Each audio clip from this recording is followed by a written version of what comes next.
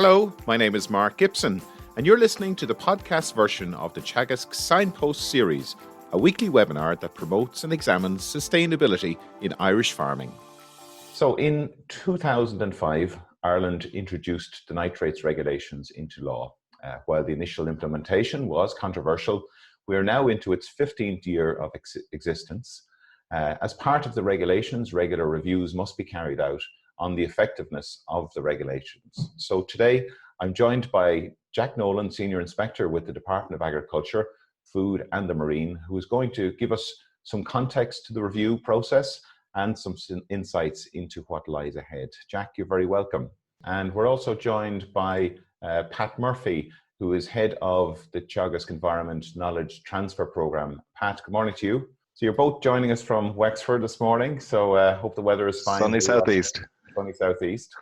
Great. So, Jack, without further ado, I'm going to ask you to, if you could fire up your presentation there, and really looking forward to your presentation, and we'll do some questions and answers at the end of the session. So if anyone has questions for Jack, if they want to submit them during the presentation, we will endeavour to answer as many of those questions as possible.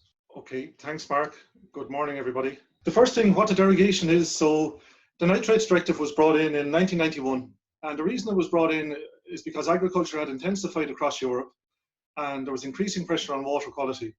And it was felt that livestock intensification and increasing use of chemical fertilizer were having a serious impact on water, and it needed to be controlled better and used more efficiently. So Ireland signed up to the directive in 91, and as you said, we brought in the regulations in 2005.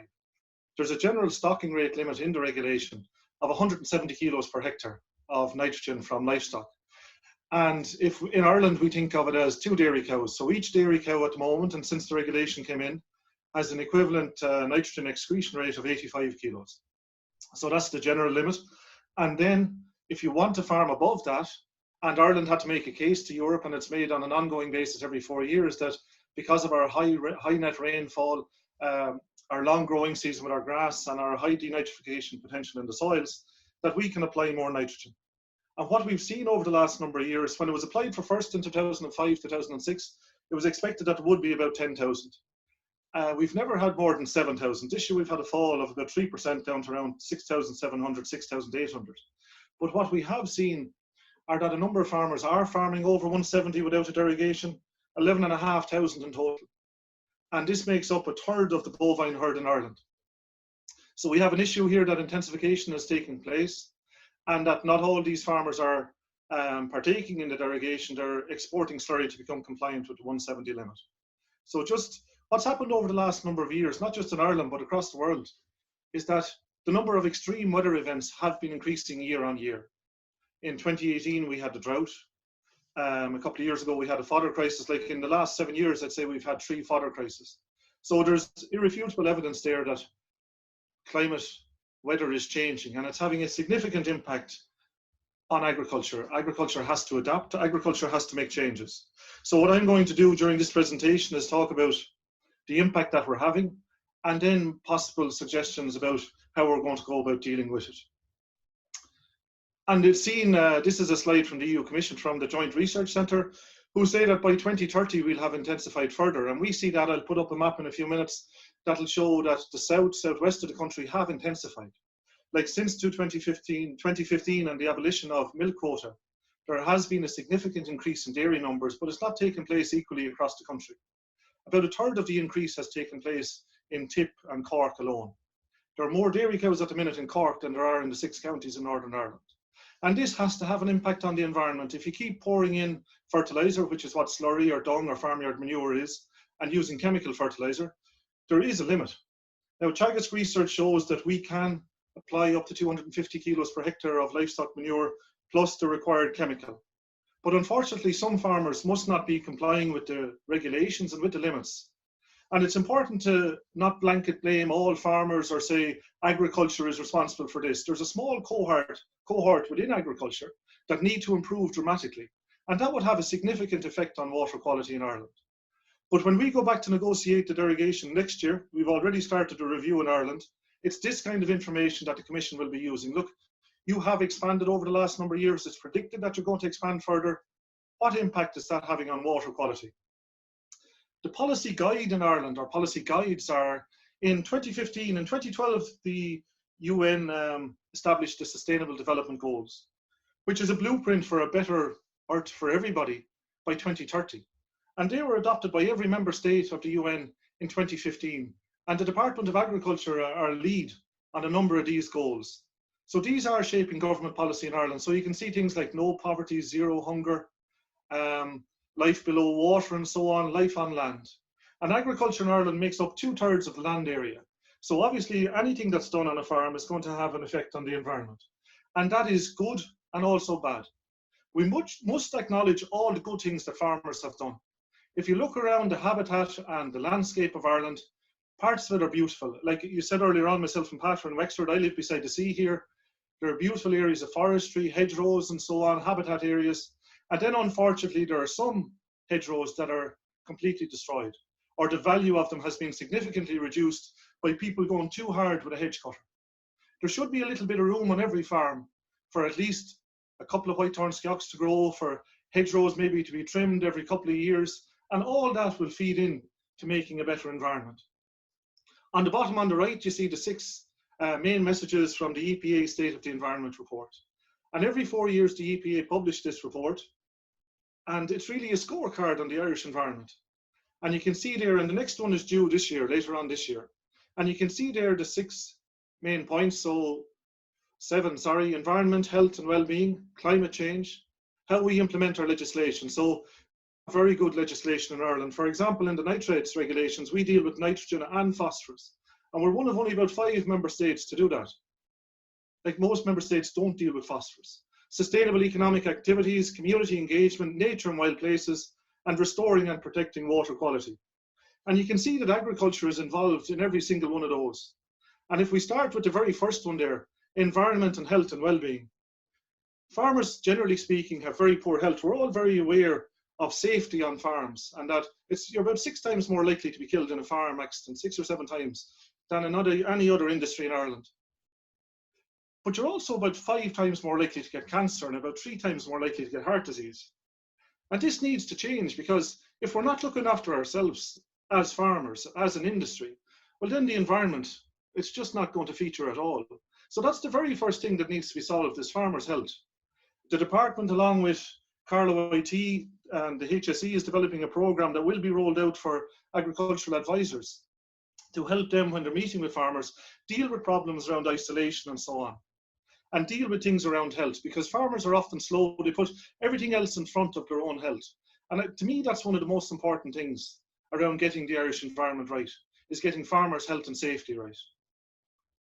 So the department publishes an annual review and outlook every year, and just to the type of people and how much money are farmers making and so on, because sometimes people have an image, or they talk about industrial farming and so on. So this is based on the National Farm Survey from 2018 from Teagasc. And that's a survey, or it's representative of about 78, 80,000 farmers. And you see things here, this pie chart represents farmers that are viable, sustainable and vulnerable. So to be viable, my understanding is that you make more than 18,000. The average wage, the average agricultural wage, you make more than that, plus a 5% return on non-capital investment. So about 1/3 of farmers are doing that. To be sustainable then means that you have an off-farm income, or your partner has an off-farm income, and between that and the farm, you're making enough money to keep going. And then we have 1/3 of the farms that are vulnerable. So 1/3 of the farmers either don't have an off-farm income to go with their farm income, or it's not enough. But you can see there that 2/3 of agriculture, or farmers in Ireland, aren't making enough money from farming to be considered viable. So 1/3 is viable from agriculture alone. So when we're talking about making changes on farms in Ireland, and we have to take this into account as well. And it's often these ones that may be vulnerable or in the sustainable category that are perhaps doing a lot or most for habitats and protection. And there's a lot of space, or there should be a lot of room to improve habitats in Ireland, because the average habitat area, as far as I understand, on intensive farms is only about 7%. And we need to get that up above 10. And that can be done by protecting what we have, improving what we have, and then creating more habitats. So it's not like we're asking people to go out and take out productive land from agriculture. We're saying, look, you have a hedgerow there, everybody has landscape features. You have a small area to farm maybe that's not as productive as others. maybe go a bit easier with the fertilizer on that, graze it a bit later. Farmers know where these areas are themselves. Because even late trimming or rotational trimming of hedgerows will make a huge difference to biodiversity. On the right-hand side then, you see the type of farmer, or sorry, the age profile of farmers that apply to the Department of Agriculture every year. And the average age is around 55, which is the same across Europe. We have a very small number of young farmers coming in, and we have 10,000 farmers over the age of 80. Now, sometimes people say, look, that's not really real. It's people that hold on to a hectare, or they're setting land, or the land is still in their name, or the herd number is still in their name, and so on. But it is true that we have a disproportionate number of farmers above the age of 65 compared to the average workforce out there. And I think you're about 30 times more likely to be killed on a farm when you're over the age of 65 than in any other area of work in Ireland. So it's something we need to take account of as well. We often don't talk enough about soil. Like, we talk about everything. We talk about machinery, we talk about water quality, we talk about climate. But we're looking for soil to filter, we're looking for soil to store, we're looking for soil to grow. So for example, if you look at tillage, there are a good number of farmers in Ireland, tillage farmers, that are brilliant about soil, practicing minimum tillage, conservation agriculture, where they're looking after soil quality. Also farmers that are using conventional ploughing and so on, they're minding soil. But I don't think we're doing enough about it. There has been more research and more of a focus in Teagasc, Johnstown, Castle on it. But often when we think of soil, we just think of soil fertility. We need to think about the quality of the soil. Have we a living soil? Are we treating it right? About a third of the biodiversity on Earth is in our soil, underneath our feet. And it's something we very rarely talk about. Just something I could have mentioned earlier, but I didn't. If you looked at those hands and took them as representative of the average Irish farmer, only about 12% of the head of households are female. And that's a problem for agriculture as well, because it's been shown across industry that a lack of female involvement stifles innovation and progress. So that needs to change as well. The Department of Agriculture has programs like ACORN that encourage female entrepreneurship, but it is something that the industry needs to take hold of. When you look at the boards of ICOS, the cooperative societies, less than 2% are female. Going back to soil fertility again, it was the case a couple of years ago that only about 14% of soils were at optimum fertility for pH, phosphorus and potassium. Now, if you're an extensive farmer, that's fine. You're not looking to produce a lot of grass or a good deal of grass. You only have a light stocking rate. But we know that we have about a third of the farmers, 11,500 farmers, with about over 20% of the land, that have a third of the livestock in the country. And in Ireland, what we're trying to do is grow grass as efficiently and for as long a period as possible. And yet, based on the most recent Teagasc soil sample results, we know that only about 20% of the soil is at optimum fertility. So that means that those people are compensating either by using extra nitrogen, which is then lost, or they're feeding meal, which is costing money and which is bad for the environment and which is damaging to our grass-fed image for beef and dairy. So we need to get the pH of the soil right. We need to be applying more lime. We need to get the phosphorus and potassium right. And then when we've done that, or at the same time, we should be looking at the trace elements. Like, often you see a difference between the tillage sample and the grassland sample, and I'm not sure why. If you're applying fertilizer on grassland, you should be looking at sulfur and other trace elements as well to get everything working as well as possible. Animal health has a huge impact on carbon emissions. So if you look something on the right-hand column there and look at lameness, you increase CO2 equivalent emissions by almost 10% by having lameness. And lameness is something that should be solved. There should be a program, not just for lameness, but for all disease in animals. It should be something that it's within our grasp. It makes a difference economically to the farmer, and it'll make a big difference to the environment. And something that people are talking about more and more, not just in Ireland or across Europe, but worldwide, is animal welfare. So not just that animals are being looked after, but that are actually content. So that animals aren't walking miles every day to get to the grass and so on, because probably if you have a very large herd, you're using a quad or something else to drive them. And research has shown that there's higher levels of lameness, and that the dairy animals walking don't have time to pick out where they're going to walk. So animal welfare, not just animal health, but animal welfare also needs to improve. As regards biodiversity in Ireland, agriculture, as I said, makes up 2/3 of the land area. And the major impact then is from land use, habitat loss, pollutants from land, so like nitrogen, phosphorus coming off, and sediment. And what you see on the right-hand side there it's a plan that was produced by the National Biodiversity Centre and National Biodiversity Data Centre. But what's really interesting here is not just talking about farmers. It's talking about everybody making a difference. And that's the same thing with our environment. Everybody needs to change their attitude. So if you go for a walk today in the countryside, you'll see somebody is after throwing litter. Like during the lockdown, people have been very good. They haven't traveled a long way, but there's still litter on country roads. Why is that? Why is food so cheap today? Today, we only spend about 14% of our household income on food. 25 years ago, we used to spend 28% of our income on food. So food has been devalued, and farmers are trying to produce more and more to make the same or reducing income. And this thing here, this All-Ireland Pollinator Plan is it's an excellent example of people coming together to make a difference. And you can make a difference. But the consumer needs to be willing to pay. So new policy that I'll get to later on is going to ask farmers to do more for the environment. But prices of meat or prices of milk in the shop aren't going up. And if you go into a shop today, or anybody listening goes into a shop today, would they pay extra for a product that's produced where there's more habitat? Industry needs to row in to support farmers more. We met farmers and policymakers from Holland, and they told us Friesland Campina will pay a dairy farmer an extra cent or so per litre of milk if there's more biodiversity area on their farm. Rabobank will give you a cheaper loan at lower interest rate in Holland if you have more biodiversity on your farm. So that's how industry can support farmers, and consumer can support farmers to make a difference. But it needs to support it, because everybody talks about CAP, and I'll get to CAP in a few minutes. But CAP on its own is not enough to cause the change that we need to see. As regards water quality, which is what we're talking about with the derogation, but everything is going to be considered and is considered, we can see if you look at the orange catchments, this is information from the EPA. So if you look at the map of Ireland on the right-hand side, the orange catchments are the catchments where there's high risk of loss from nitrogen from agriculture to water, and with an impact then on the estuaries that they're draining into. And these losses are increasing.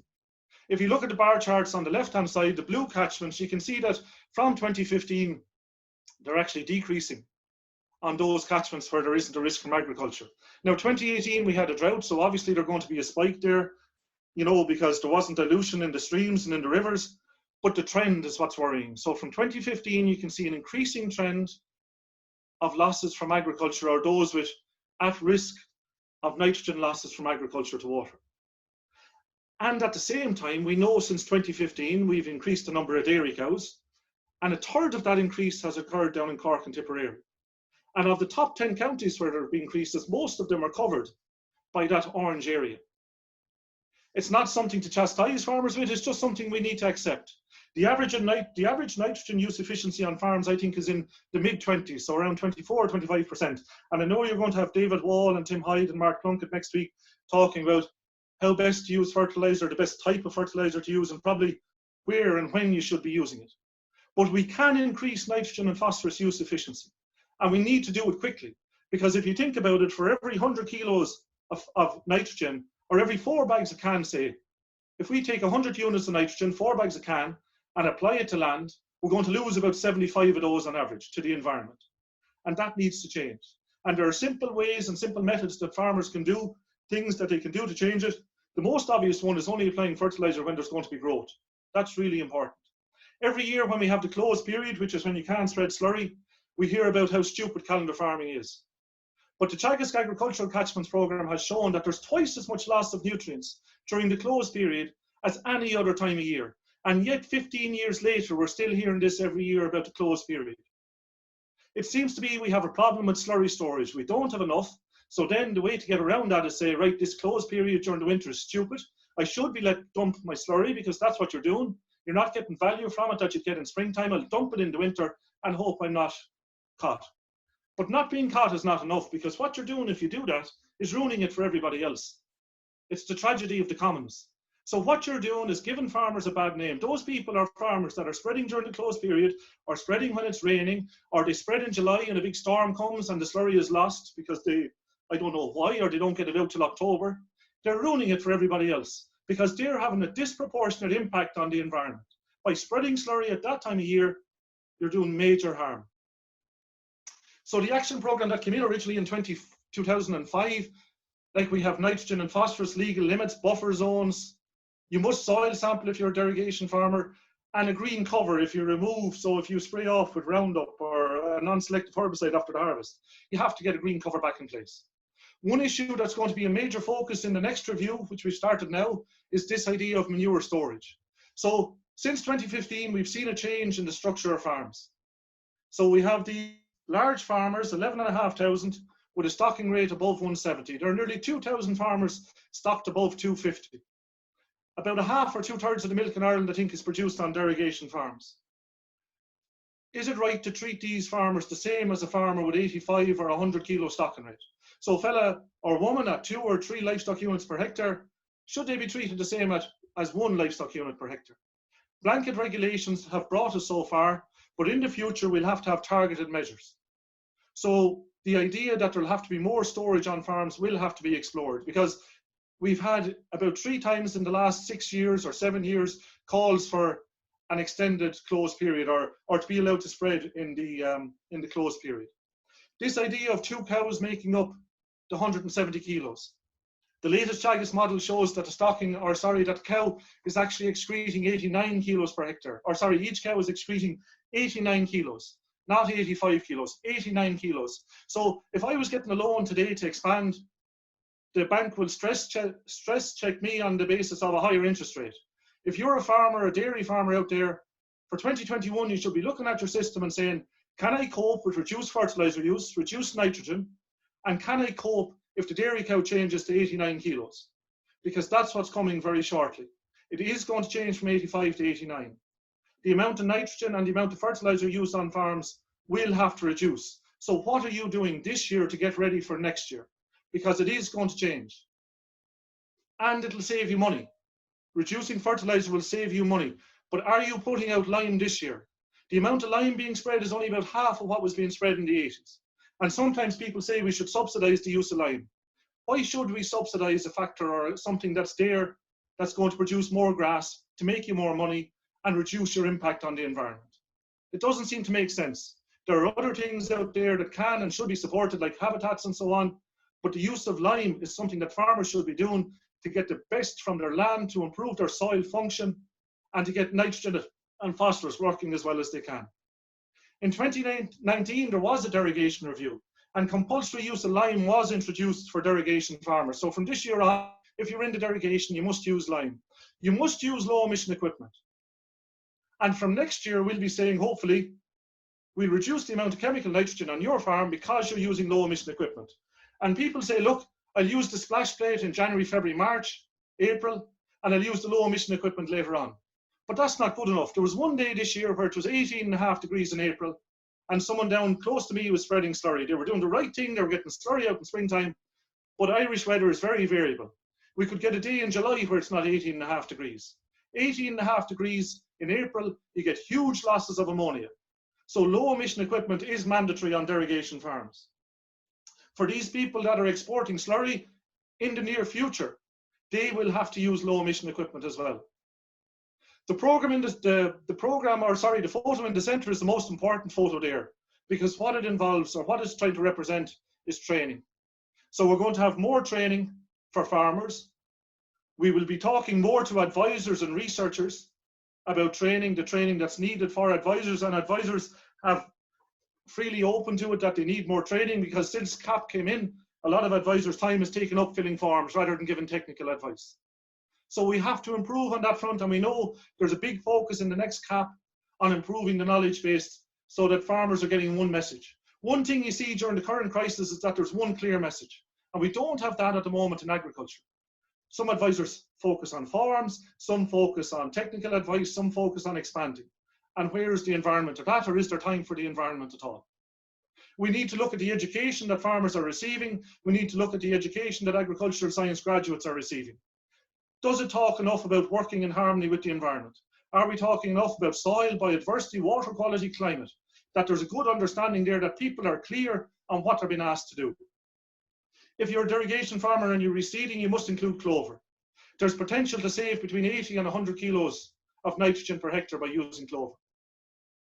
And you must measure grass or participate in a group to learn how to measure grass, because we know that average production in Ireland, 7 to 8 tons of grass per hectare. Some of the best farmers are producing up 12, 14 tons. So that's where we need to get to. We want to improve this. We're saying all the time it's our major asset. We want to get the best use possible from it. You also must undertake a biodiversity measure if you're a derogation farm, which won't impact hugely on your business. Things like rotational cutting of hedgerows or letting a white-thorn scout grow every couple of 100 meters. But it does, you're going to be more aware of it. You have to get the crude protein down below 16% unless an advisor says you need it higher. And the reason for this, feed or animal feed in Ireland, meal, concentrates, it's a small proportion of the diet, but it's something we can control quite readily. So we need to bring it down to where the animal needs it. And very often we have high protein levels in grass. Definitely grass breeding over time should be looking at lower crude protein because it's the major feed. But what we can do at the minute is reduce it. So it's a waste for the animal anyway. If you're giving high levels of crude protein and the animal is excreting it, it's actually stressing it out to get rid of it. And it comes out in the urine at a rate of about 1,000 kilos per hectare. So it is something that we want people to look at and want people to think about and want people to comply with. So far what we're seeing, agriculture and the environment, animal numbers have increased. People will say they're only back to where they were 30 years ago, and that's right. They're still increasing slightly. But what we have seen is intensification in certain areas. Fertilizer sales and trends in 2018, they had been static almost for 20, 25 years. 2018, they went up 10%. Last year, they went down about 10%. And we'll see what happens this year. Hopefully, they'll stabilize. Greenhouse gas emissions from agriculture are up.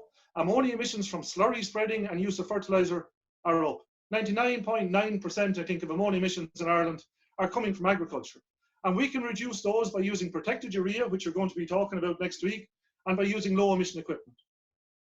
Biodiversity, when checks are done on habitats around Ireland on protected areas, biodiversity in Ireland is in decline. Water quality is in decline. What are we doing as regards soil health? And an item there that we don't often think about is social license. So if you're saying that I can't produce and meet these environmental restrictions, what are we meant to do about it? The state can't afford to subsidize people to bring them back compliant with environmental legislation. So who's going to pay for it? It's not all going to come from CAP, it's not going to come from state. Industry needs to be involved, consumer needs to be involved, farmers must support it and buy into it. We need everybody that's talking to farmers, whether they're from the bank or from the co-ops or agricultural advisors. We have some fantastic agricultural advisors, whether they're in Teagasc or private or working in the local co-op behind the desk. They perform a very important function. But what message are they giving to farmers? And they truly believe that we need to change practice to improve our environment. Because until we do that, and until we're all giving the one message and working together, it's going to be very hard to cause change.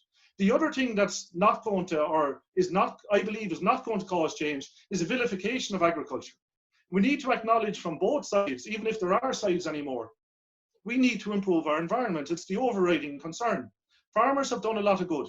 Often you hear criticism of schemes in Ireland and so on, but where would we be without the schemes? So definitely there's a need to improve and a will to improve, but acknowledge the good that has been done, acknowledge the progress that has been made, and try and work together for a better future. And then hopefully we'll make progress. The policy proposals in the future are going to be shaped around the European Green Deal that everybody's heard of. Like I know CAP is being reformed at the moment, and by 2023, for the next 2 years, we're going to have transitional regulations probably. And I'm not sure what's going to be there, what measures will be there. They're being discussed at the moment, but nothing is agreed. The budget isn't agreed. We know that there's huge pressure on the CAP budget from Brexit, now from the crisis that we have through the coronavirus. But the farm to fork is the agricultural part of the European Green Deal. And that's aiming to change the way we farm in Europe. The draft biodiversity strategy was released at the start of this week. And that's talking about a 50% reduction in loss of nutrients from agriculture to the environment, a 20% reduction in nitrogen fertilizer, an increase of up to 10% of utilizable agricultural area being protected or habitats being created on it and improved upon it. These are major changes. So what are you doing as a farmer or as an advisor to think about this? Like we can stick our heads in the sand and say, look, that's not going to work here. Or we can look at the ways that we can improve nitrogen use efficiency. Can we get more from less? Like it's impossible to keep going back and squeezing. So money has to come in here from somewhere. The CAP is a reduced budget. How are farmers going to change? Because there has to be a change. There has to be a change. We cannot continue with unbridled expansion and think that we're not having a serious detrimental impact on the environment. We need to acknowledge and support those farmers that are protecting the environment. But that money is going to have to come in from a number of sources. Over the next couple of months, farm to fork and what's going to happen and the timescale within it will become clearer. In Ireland at the moment, we're reviewing the Department of Housing are responsible for water quality legislation, and the River Basin Management Plan, which is the implementation of the Water Framework Directive, is being reviewed. And that's also looking at agriculture and looking at the figures from the EPA that I showed you earlier and saying, look, what's happening here? Like, we've been working together for a good number of years. There's a very good relationship between the EPA, the Advisory Service, Department of Housing, other government departments, and agriculture. We're working together, and yet the environment isn't improving. What's wrong? Do we need more regulation? Do we need to look at housing?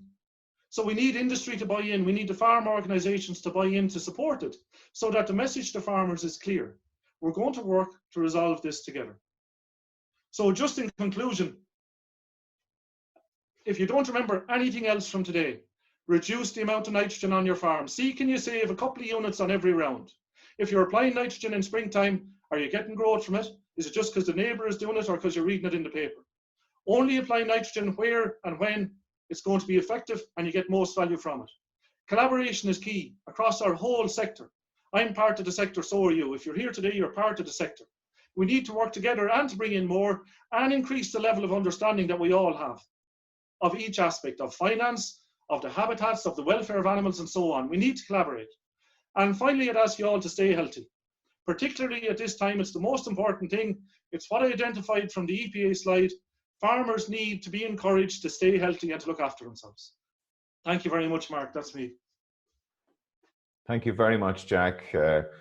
Really thought-provoking presentation there, and might I add, a lot of common sense included as well. Well done, and thanks for that. Jack, we're getting lots and lots of questions here about your thought-provoking presentation.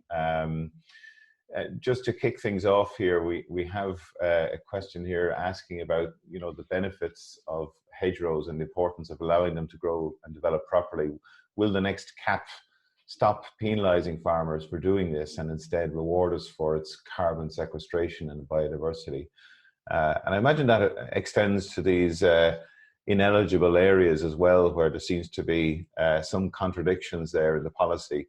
And maybe, look, that's sometimes a general issue with CAP, that we do see these contradictions throughout and sometimes lose sight of the main principles and objectives when we get down to the nitty-gritty of the legislation. Yeah, there's a real problem there between Pillar 1 and Pillar 2 at the moment, where Pillar 1, which is direct payments, says you must have the land clean. Now, it does make allowances, and if you look at the basic payment scheme terms and conditions, it will show you that things have changed. You know, it should be clear to farmers that not every area needs to be cleaned off with a HIMAC, but definitely there's a fear there that areas that we're trying to support in Pillar 2 aren't supported in Pillar 1. So people often bring up the area of eligibility. So I get an inspection today, I'm told that the overgrown area in the corner, that's ineligible and going to be penalised. Our own minister, the Minister for Agriculture, brought that up at the Council of Ministers last June and said in the next CAP we have to do something about eligibility. In the current CAP, what we've done, there's no problem with not cutting your hedgerows on a rotational basis. There's no problem with only topping a hedgerow. So I wouldn't agree that we're forcing people to make the box-shaped hedges that you see in some parts of the country. There is room for hedgerows there, but definitely more needs to be done around eligibility. And hopefully it will be done in the future. This year it came up with the Agricultural Sustainability Support and Advisory Programme, which is a joint programme between housing, agriculture, Teagasc and industry, where we have water advisors, free advisors on the ground supporting farmers, that if areas of the farm are identified, and these are set aside or margins let grow bigger, specifically for the purpose of water quality, well then they will remain eligible. And that's where we note we need to go more in the future.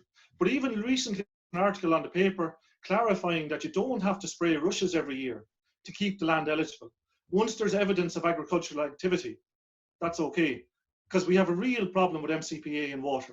And the more testing that we do, or that the EPA do, the more problems we find with pesticides. And you see these notices and the public are starting to wonder what's wrong. But I agree with the person that asked the question, we need to do more about it. However, straight away this year, don't cut your hedges. Leave it till next January, February. You don't have to be out cutting your ditches as soon as the open period starts on the 1st of September. And you won't be penalised for that. Sure, I know. And look, we've been working with the agricultural contractors on areas like that. And I agree with you wholeheartedly that we need a whole system approach to this. Just a question for you, Jack. I mean, is there, based on your points about the opportunities for collaboration, is there a need for greater collaboration at a national level? I mean, is there scope there for some, working group with all of the interested parties to really focus on these issues? I know there are some groups there.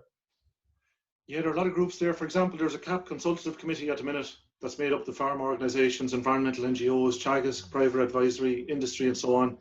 For the food-wise implementation, there's a high-level implementation committee that has involvement of the EPA and so on. I think it's going to take a whole of government approach.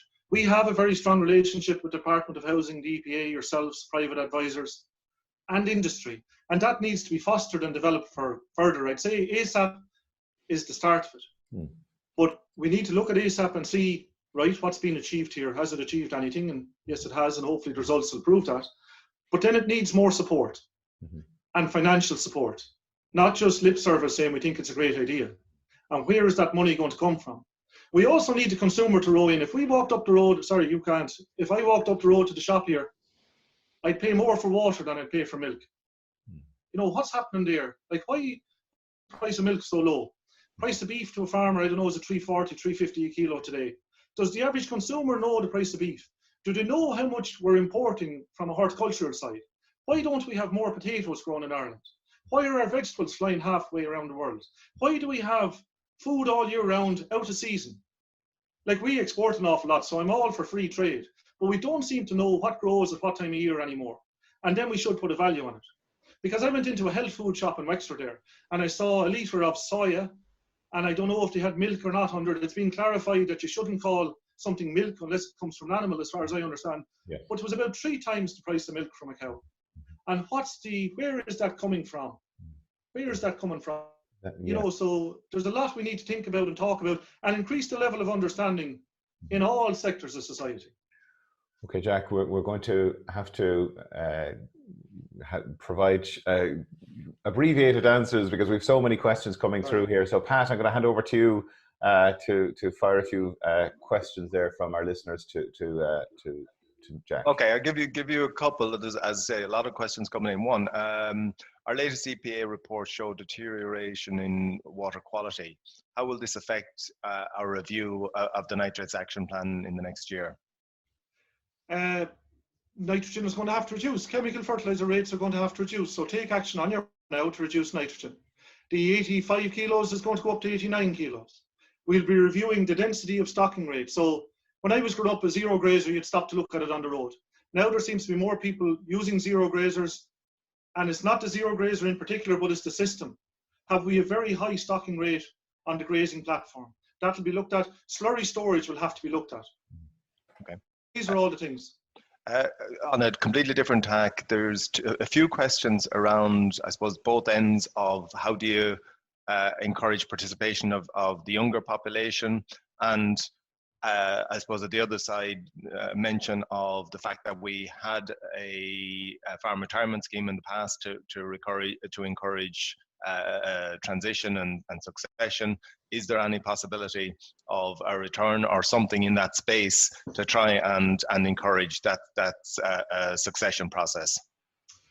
There's a real problem with getting young farmers in. And it's great when you see young farmers. I was up in UCD with the ASA, Agricultural Science Association, earlier on in the year, and it was brilliant to see the interest and just the enthusiasm of the graduates there, you know, and they were excellent, and that's fantastic. So the industry has a strong future. As regards the bringing in an early retirement scheme, Commissioner Hogan was already clear there wouldn't be. And it's a shame. The previous early retirement scheme said you had to stop farming altogether, and that was extremely problematic. Like when you look at the age profile, and there's a lot of experience there to be lost. So it's not going to come through CAP, but is there something there that, say, co-ops could do? Could co-ops encourage, you know, farmers to come on? Because currently it's done through, say, tax laws. So it's very attractive to lease land, for example, but it's not going to come through CAP. So I'd look out to industry and see what can industry do about it. Sorry, just one point to make earlier on. When you said policy, Mark, when you said, do we need a national group? We need to line up and have a coherent policy, whether that's in tax, environment, or wherever. Mm-hmm. So the whole government's approach does need to be aligned, so to give them one clear message. Okay, a couple of other questions around the change from 89 from 85 to 89. Yeah. One was, is that going to come into place next year, or what's the timeline on that? And the second one was, is there going to be an equivalent increase in all other categories of livestock as well? So the 85 kilos is based on where you're looking at the nitrogen in, nitrogen out, and average milk produced. And over the past 20 years, average milk production has increased in Ireland per cow. So it's not a 1 kilo in, 1 kilo out, but there isn't that efficiency in the middle. So the more you produce, the more you're actually losing. So whether it'll be in next year or not, I'm not 100% certain. If I was a farmer sitting here today watching this, I'd be planning for next year that it will be in, because who knows what's going to happen. I genuinely can't give you 100%, but you should be planning on the basis that it would be in, and change your operation or make plans for it.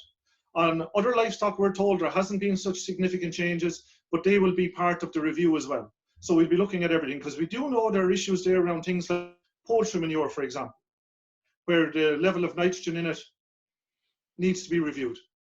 And it probably will be increased because there's more nitrogen in broiler manure than the regulation says. So all aspects of the regulation will be reviewed. All the technical tables in the regulation will be reviewed. So for example, rainfall. Rainfall has increased and will increase in the future according to all the models. So if you have an open yard or an open tank, after the next regulation, which is going to come in place in 2021, you will have to take account of more rainfall than previously. We'll be looking at the nitrogen rates across everything, and it'll all be based on research pattern. So if the research is there saying there needs to be a change, well, then it'll be changed. But definitely the 85 to 89 is coming down the tracks. Jack, just for farmers who are considering doing building now, are they going to be subject to those regulations? If they've finished their projects next year or early or at the end of this year, will they be subject to those new regulations then, or should they be planning now for that scenario of potentially extended housing periods? I remember reading in the paper, Mark, and I'll answer your question in a minute. A man up in Westmeath used to write in a paper, and he was saying that they had a 6-month winter, nearly a 5 to 6 month winter, and the closed period up there isn't 6 months.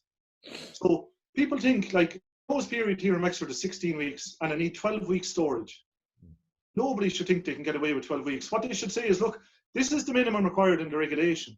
However, there are years there where I mightn't get out in January, and I don't want to be ringing a contractor with an umbilical system to spread it, because I know he's not going to track the land and he can travel where I won't travel with a tanker. So what you should do is look at the legal minimum and then look around you and say, well, this is what's happening here. And you'll be granted to get that slurry storage. Thanks, Jack. Jack, just I suppose a couple of tricky questions in here, and I'm going to give them to you. What does 3 in 1? Will the department conduct an audit stroke inspections of exporting recipient farms that submitted forms for slurry export over the past number of months? That's the first part of a question. You stated the number of farmers seeking derogation are down. Will DAFM inspect farms that are previously sought derogation but have opted out this year? And the final part of it, is a 1% penalty on farms direct payment enough sanction for those in breach of regulation? Some tough questions there. Yeah, but the good ones. The good ones. So the department does 12 to 1,500 inspections for local authorities every year, and yeah, they'll be in the risk criteria. So if you're at a high stocking rate and you're exporting slurry, maybe you're 100%, and who's to say you're not? But if you're exporting slurry to come down to the 170 limit, you're only meant to be using 6 bags a carrier. Whereas where you're in the derogation, you can use 8, 7.5 or 8, depending on your stocking rate. So how are you growing the grass to feed these animals at the high stocking rate? Maybe you're super efficient and you're doing it. These will be included. They definitely will be included. And in the future, there will be more requirements of these highly stocked farmers that don't avail of the derogation. The other part of this is, if you're a pig farmer or a poultry farmer, you're subject to IPPC license. And not many, but there are some very intensive farms in Ireland that have gone over, like we think of the average farm now, maybe 100 cows would be an average farmer. You know, it's grown significantly, or is it 80? I don't know, but definitely 100 cows is common. But say if you have 300, 400, 500 cows, Are you an average farmer? And should you be treated the same as somebody with 100 cows, or should you have different requirements? That's something we're going to look at as well. And I'm sorry, Pat, I can't remember the third question. Well, the third was in relation to penalties. That is the 1% of your direct payment enough of a penalty? That depends on who you are and how dependent you are on it. Like if you're a young farmer and you're trying to expand, 1% could mean an awful lot to you. But you see, if we talk about penalties, we're not going to change behaviour. If I go out for a walk this evening with my children, I'll put on a high-vis jacket. Because it's part of the culture now, we've had behavioural change. And we need behavioural change here. Penalties are only part of the solution, but they're not all the solution. Because what we'll do, if we increase the penalties and keep hitting at farmers, sure, why not sell the entitlements and then have no risk of penalties at all? What we want in the department is that it becomes socially unacceptable to be polluting or damaging the environment intentionally. And I think there are very few farmers that are doing that, but we want the culture to change, and regulation is only a part of that. So we need to support farmers in change, work with them, and then the ones that are blatantly causing problems, definitely penalties should be there. But that's only part of the solution. Jack, from the last number of webinars that we've had, we've heard largely about the greenhouse gas emissions, ammonia emissions. We'll be later hearing about biodiversity. There are so many challenges facing farmers, and I suppose the concern is that you have all of these different strands focusing on the pinhead of a farm, and farmers, understandably are, some are becoming overwhelmed with all of these various different asks of them. And it was a conference there we had last year, and one of the participants, they talked about this, and they said, look, is there an opportunity for greater support from the wider industry to help farmers to comply with all of these different regulations? Do you have any thoughts on that, Jack? Yeah, I think it's a really good point. Like if I was going up to a pitch now to mark a fella, say I was cornerback or fullback, I'm giving clear instructions, and they don't tell me what the corner forward is going to do. There's an awful lot coming in at farmers. But the simplest way to look at this is, look, I have a lovely environment. We're in a good place. Like if we went over to Holland today, I said earlier on, the biodiversity strategy is going to look for 10% of an area, UAA, to go towards biodiversity. Go to Holland and there's nothing there, or very little there. Look around you here, look out the window after this. We're starting from a good place. From a farmer's point of view, what you need to think of, every time you put on a spinner or buy fertilizer, or ring a contractor hopefully to do it, because normally it's been done very accurately with a contractor with a GPS system, that I'm getting the most value for money. I'm only putting it out when the crop is growing. I'm only going to put it where it's needed, and I'm going to put out the right amounts on fertile soil. If you just did that, everything else will flourish. We'll have a huge impact on the environment by just doing that. The other thing is, ask whoever you get with the hedge cutter, or if you own one yourself, lift it a foot. Keep out a foot, just a foot and a half. Give it a chance. You don't have to prove that you're a perfect, clean, spotless person by destroying hedgerows and making them into grassy banks. It's a shame to see it. Like when you go picking blackberries, if you go picking blackberries, you'll see, if you have a grassy bank, there's no blackberries. We have room for a few blackberries to grow. We don't have to take on, you don't have to understand everything. My own head gets fried with all the stuff going on. Start with simple things, make a few small changes, look around the yard, are there a couple of things I can do? Are all the chutes on the shed working? Or is the water flowing into a tank, which means I've more to store, more slurry to spread? There are a few little changes I can make. When you see all the bags being made, the round bales of silage being made, are they being made because they're being needed, or because we're putting out so much nitrogen that we're getting excess growth that now we have to bale? So what is the plan here? Can we look at the nitrogen? Like you hear people have problem with nitrates in the silage. Like, should we be cutting back a little bit? If you have poor quality silage this year or last year, have you planned for this year about how you're going to make it better? Because even by doing that, you're changing your business, you're saving money, you're protecting the environment, because you're going to buy less meal next winter because you have better quality silage. So improve your farming practice. Improve your farming practices, you'll benefit the environment. Take small steps, but we need to keep improving. You can never stay static. We need to keep improving, no matter what walk of life you're in. We have to keep improving and adapting. Climate change, environment, and so on, and farming is just the same. Okay, Jack, just a couple of questions. One common theme coming through actually is great presentation. We've seen that a lot in the comments coming through. But thank you. One question there. You briefly mentioned greenhouse gas emissions. Do you see it posing similar challenges in the future as nitrates, or I suppose, do we need to integrate our policy in relation to both greenhouse gases and water quality? We're working on integrating our policy, Pat. Water will be, you see, because we have to review the nitrates every 4 years, water is more immediate and biodiversity. But climate is there for a long time. We need to start making changes today to protect the climate. But the changes we make to protect or to change greenhouse gases will impact on water quality and biodiversity and ammonia. Get the soil fertility right, protect the habitats, work on the hedgerows. And hopefully then in the future, we will be paying people for storing carbon in these hedgerows, like the farm in Devonish have done. They've analysed it and said, right, there's carbon here, we're carbon neutral. Wouldn't that be a great marketing tool if we could have certain farmers that are carbon neutral getting extra money for their milk, getting extra money for their beef, getting extra money for their lamb? Because that's where we want to get to ultimately. Another question, Jack. When it comes to water quality derogation farms, you've focused a lot on them, but I suppose this is a comment. We need to do a lot in relation to a lot of the contribution of smaller, less efficient farmers, particularly in phosphorus-sensitive areas. Yeah, definitely. We need to get soil fertility right. And sorry, when I was mentioning lamb and milk, there's also tillage out there. Tillage plays a really important role, that we have to think of as well around protecting the soil. We have some excellent farmers. What's the future for them here in Ireland? Like a couple of weeks ago, lads got a text saying, your malt and barley price or your contract is going to be cut now because we don't need it. We're always telling them to get into a premium market. Like, can we pay farmers extra for doing more for the environment? Is there a market there for that? I agree. This is not just those farmers that are intensive. This is all farmers. Every farmer has an impact, and every farmer can make a change on their farm that will improve and protect the environment.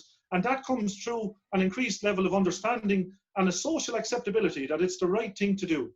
It has to be seen as the right thing to do. So if I see a slurry tanker on the road in November, I'm thinking, that's wrong. That's not the right thing to do. There used to be an awful lot of people doing backyard burning, for plastic and rid of rubbish and all. It's very seldom now because it's unacceptable. And we need to be the same. That just needs to grow out, that every farmer is thinking this is the right thing to do. And they're doing it not because they think someone like me is going to come along and do an inspection, but because they understand this is the right thing to do. Jack, I suppose we don't have much time left, but there's a theme of questions around advice. Questions about whether we need more one-on-one advice with farmers, questions about the training of farmers and who's going to do it. Is it just Teagasc, or is there scope and I suppose a place for other advisors dealing with farmers? You might just comment on that. There's scope for everybody in the industry to share knowledge. There was a survey a couple of years ago that showed that the people that farmers pay most attention to obviously are their family and then the agricultural advisors. And way down at the bottom comes regulators like me. So definitely there's a role for advisors, a huge role for advisors. The training is not going to fully from the department because, to be honest, I don't have the knowledge, or others probably, that we have brilliant experts, but we have to look outwards. We have to bring it in. We have to engage with people in the EPA, with people in NPWS, with experts in Trinity. Like, look at Trinity last week putting in, they're going to have a wildflower meadow on the front lawns of Trinity for the future, which is brilliant, isn't it? And a message that's going to send out. So we have to engage with experts across the city and bring them in to talk with farmers. And that's what's really important. These are not knowledge transfer sessions. You're sharing knowledge with farmers, and farmers are sharing knowledge with you. Because if I walk onto a farm today, the farmer knows a lot more about that land than me or you. And we have to acknowledge that, take it into account, and then agree with that farmer what are the right solutions on that farm that are going to make a difference. Jack, I know a number of years ago there were discussions about the location of derogation farms, particularly in more sensitive areas. Do you foresee that is going to be a factor in your discussions around the next review? Yeah, definitely. Last year we were asked by DG Environment, so DG is the same as department here, Director General Environment, and what impact is the derogation having on habitats in Ireland? Should we be doing an appropriate assessment? Like, if I wanted to put up a plant here, or a cement plant or something, or smaller industry, and I'm going to have an impact on the environment, I have to do what's called an appropriate assessment under the Habitats Directive. I think it's Article 6. And people are saying to us, well, did you do that for the derogation? And yes, we did. We did an environmental assessment. We'll have to do another one next year. It'll be ongoing. And that'll have to assess, look, if you're going to lose 75% of the nitrogen that you're going to apply, and you're going to damage the water quality and reduce it, and you're not going to make changes, Like, is that acceptable? So definitely appropriate assessment of the derogation is something that's important and will be done. And Jack, just a couple of final questions there around, slurry spreading ban, splash plate. Are we going to see a date for the end of splash plate for everyone? Or is that coming? Well, what'll be done, Mark, is that it'll be assumed that you're using low emission equipment. So you can work away with the splash plate if you're on a certain farm, perhaps, but your chemical allowance will be reduced. So, and just that's really important around the allowance, because I worked as a farm advisor and I've worked, as a reps, different things. And we all know, like, when I'm preparing the dockets to submit to the department, that we can submit the dockets that'll show that I'm compliant. Like I said, nitrogen and fertilizer use is the same for 25 years, but it's definitely not the same all over the country. So are there some farmers that are using more fertilizer than they're legally allowed to use? And if they are, well, then we need a fertilizer use in Ireland. That'll show who's compliant and who's not. Because at the minute, if all the farmers in Ireland were compliant with the fertilizer limits, we shouldn't be having the problems that we're having. Like, I think as the stocking rate has increased in certain parts of the country, it's obvious grass growth is needed there, more grass, more fertilizer is applied, and perhaps, or definitely not as efficiently as we need. So there is a whole area there around nitrogen that will have to be corrected. Jack, there's a comment, and I'll name a person this time. It's Donald Sheehan has made a comment that there is a need for farms to be visited by ecologists to put a bit of balance on it. And maybe just make a comment on that.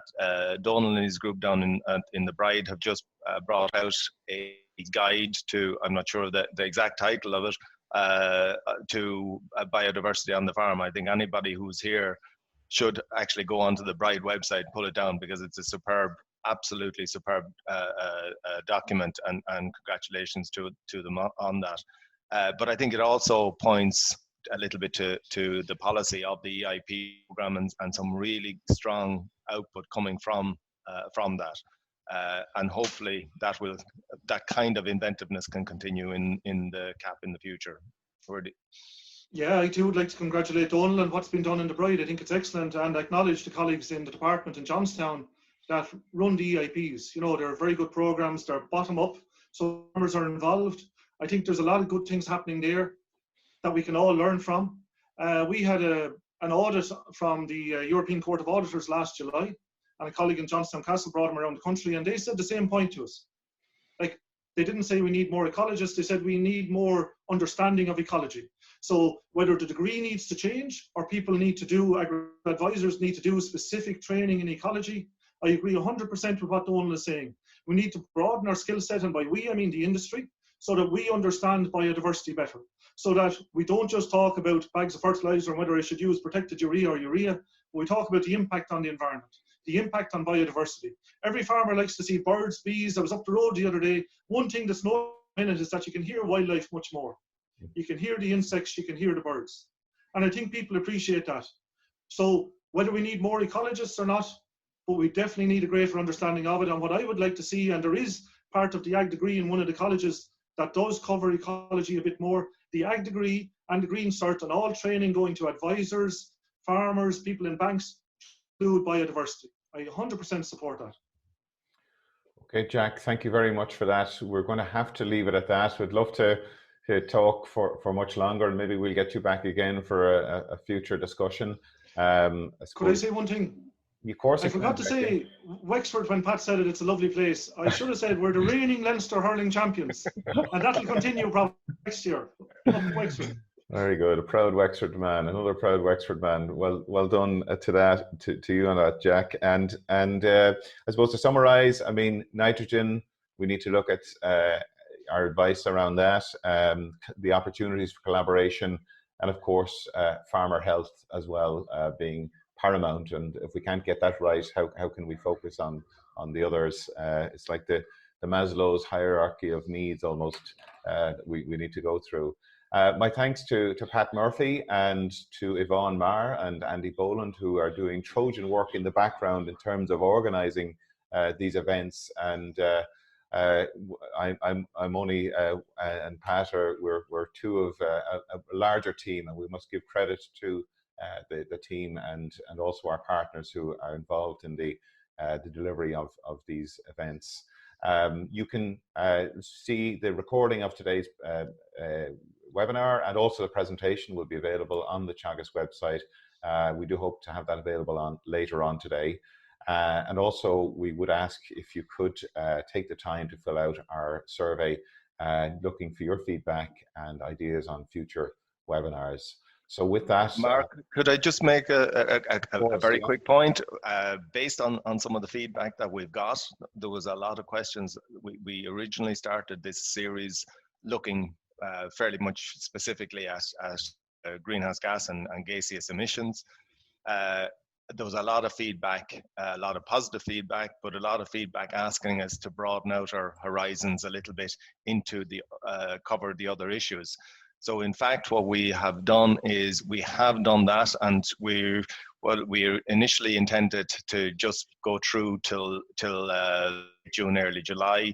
We're broadening out with inclusion of water quality and some biodiversity issues in the schedule, and pushing the length of the series right out to be ongoing if you want.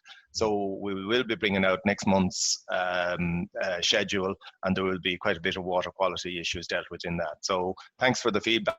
It's been really encouraging, and people seem to like what they're being exposed to or getting a chance to hear. Thanks again. Okay, thanks, Pat. And sure, with that, we will wish you all a good weekend and look forward to you joining us next week.